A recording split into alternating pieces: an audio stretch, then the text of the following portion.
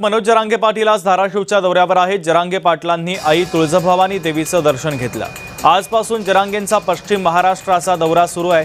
तर तुळजापूर तालुक्यातील काठी येथील बैठकीनंतर मनोज जरांगे पाटील यांनी तुळजापूरच्या श्री तुळजाभवानी देवीचं दर्शन घेतलंय।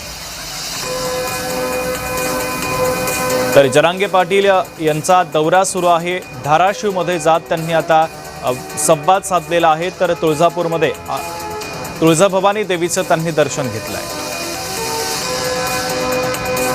तर आजपासून जरांगे पाटलांचा हा दौरा सुरू झालेला आहे। तुळजापूर तालुक्यातील काठीमध्ये त्यांनी बैठक घेतली। सभा नाही तर थेट समाजाशी संवाद या संकल्पनेवर आधारित जरांगे पाटलांचा दौरा आता सुरू झालेला आहे। जरांगे पाटील आज धाराशिवच्या दौऱ्यावर होते। त्यांनी तुळजापूरमध्ये जात आई तुळजाभवानीचं दर्शन घेतलेलं आहे।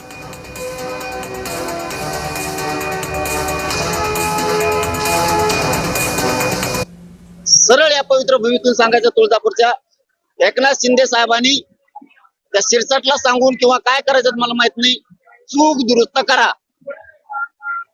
फडणवीस साहेबांनी त्या बावनकुळ्याला सांगून चूक दुरुस्त करा।